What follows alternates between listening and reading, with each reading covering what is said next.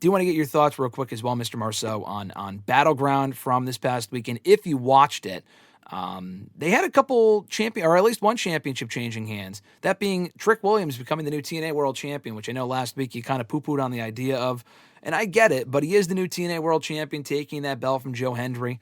They also had a very good match from Stephanie Vaquer and Jordynne Grace over the NXT Women's Championship. Sure as hell thought Grace was taking that title. She did not. I thought Sol Ruca and Kalani Jordan had a great match for the NXT Women's North American title. Overall, a solid show. Really nothing too out of the ordinary, but that ending I thought was cool. And on that same note, in addition to Battleground, this is also on the subject of NXT.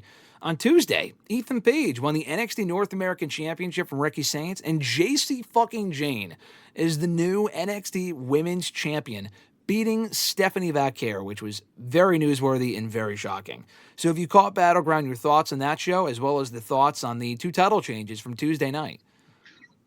Yeah, I'll go right to the 2 title changes. I thought Battleground was fine. I kind of skimmed it. I didn't really watch a ton of it, but for what I saw, it was pretty good. I think, the Jane winning was huge. I think we thought Stephanie was going to go to the main roster sooner rather than later. I thought she'd probably lose to Jordynne Grace, but people are saying maybe she's going to get called up as well, so, then it wouldn't really make sense to have her as the champion if she's going to call up. Jacy Jane being like, how do you like me now? You still suck, so it doesn't matter to me. But, yeah, I thought it was good. Yeah, Jacy Jane is an interesting choice. She's been there for 4 years, so I guess she won the Legacy Award for longest been there, not having won the championship, I guess. And I'm not saying she's awful. I don't think she sucks, but I don't really think she's on the level of even half of the other women in that division. I would have gone with almost not anyone else, but you have Kalani Jordan, you have Sol Ruca, who I know is the North American champion, but you have Jada Parker there that you could have put the belt on instead. And you could argue, oh, she's not ready. Jacy Jane ain't someone to build a brand around. The only way this works is if she drops it relatively quickly. What happened to putting the belt on people that are actually being primed for a call-up, like a Stephanie or a Julia or a Roxanne? Jacy Jane is not even remotely in that conversation. And, I think she plays her role well, but, I'm not a big fan of, putting the belt on her just to shock people. I actually just lost Mr. Marceau. He just texted me saying, I just lost you. Give me a sec. I'm going to say...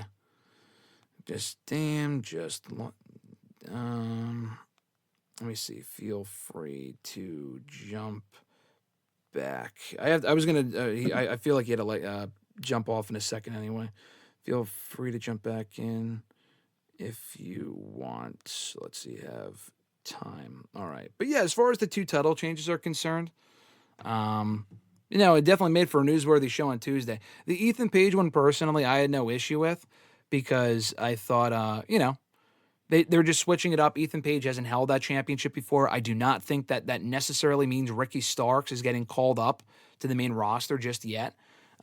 Some people are predicting that. He could be. I guess it's possible, but I feel like it'd be kind of odd to call up Ricky before you call up Ethan when he is equally main roster ready. I feel like I thought Ethan would lose, so he could be called up to the main roster. And that's still going to happen at some point. It just may not necessarily happen right now. But the Jacy Jane one really surprised me, just because they have other people that they could do the title change with instead. And I guess my other question coming out of the show was, well, why put the belt on Jacy when you could have just put it on Jordynne over the weekend? And I guess we now know our answer. Mr. Marceau kind of alluded to it as well, but it sounds like they're doing that because both women are getting called up, both Stephanie and Jordynne Grace. Stephanie reportedly to Raw and Jordynne Grace to SmackDown, which makes sense. You want to separate Julia and Stephanie. Of the 4 women that were called up recently, Roxanne, Julia, and now maybe Stephanie and Jordynne, I would keep those 2 on separate brands because they're probably the biggest stars of the bunch, that being Stephanie and Julia. So that kind of makes sense. But at the same time, though, it also does make me worry because, yeah, Stephanie is main roster ready. We saw her on Raw briefly coming out of WrestleMania. We have not seen Jordynne Grace in the main roster beyond the Royal Rumble, but she was main roster ready from the moment she signed. We were even questioning the fact, why is she even in NXT? She should have been on Raw or SmackDown from the get-go going into WrestleMania. And I wanted to see Jordynne personally on the same show as Rhea Ripley. Obviously, that didn't happen, but, at some point down the road, they could always build to that. It does kind of make me worried, though, because they did just call up Roxanne and Julia. And Roxanne was well overdue for a call-up. Julia getting called up as quickly as she did was surprising, but not necessarily a bad thing, because she had already held the NXT Women's title. Not very long, but like, what more could she do in NXT? Stephanie was killing it as the NXT Women's Champion. She's really fucking over, and she's great. Jordynne Grace, I mean, again, another one where she's main roster ready. It's not a case of them being called up prematurely because they're not ready for the main roster. To me, it's more of a question of, what do you do with them? You know, Julia and Roxanne both just got called up. And yes, both are now in the Women's Money in the Bank ladder match, which is great. I don't foresee either of them winning that match, which is fine. They don't need to win. They're not going to be dead of the water if they don't win Money in the Bank. They just debuted. But prior to that point, though, they were loosely aligned. They lost all of their matches that they were involved in a tag team match, and Roxanne, I think, lost back-to-back matches to Rhea and Io, one by pinfall, one by DQ. So it's not like they were positioned as big stars then. Roxanne, thankfully, it seems like they found a role for her in the Judgment Day stuff. I don't know if they're turning Dom and Liv babyface. I don't know what the end game is there. That's intriguing. Julia, I hope, will find footing in the Women's United States Championship picture. I like Zelina Vega. I'm glad she even got the title. It was a nice moment for her. We gave her the old golf clap when she won it about a month ago. That was Mr. Marceau's idea. But Julia pinned her in that triple threat last week on SmackDown to qualify for the Women's Money in the Bank ladder match. I think although Julia is in Money in the Bank, which is great, and she should be, the end game should be her taking that title from Vega. Maybe even as soon as Evolution. I say as soon as. That's coming up in 7 weeks. They could do it even sooner than that.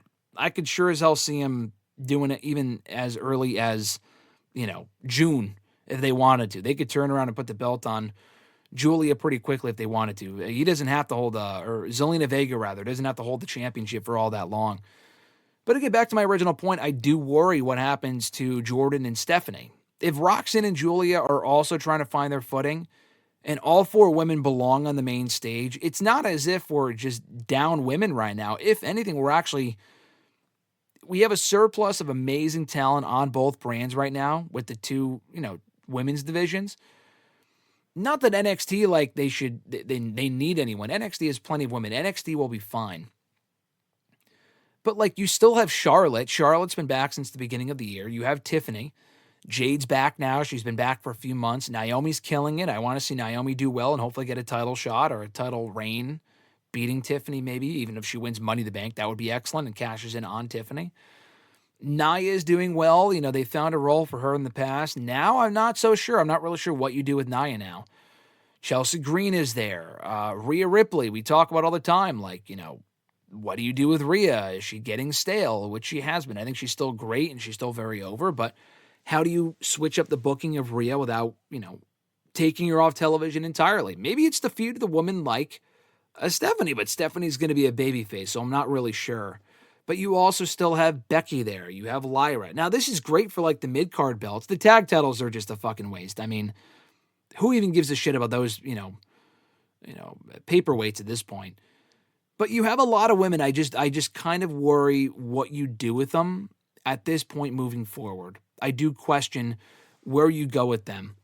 And hopefully, they figure that out and they find their footing. I think all those women are such amazing talents that they'll be okay. But I am just a little bit skeptical. So we'll give it time. I would maybe not necessarily call them up all at once. Again, I could see Jordynne going to the main roster, but why call up Stephanie right now? Where's the rush?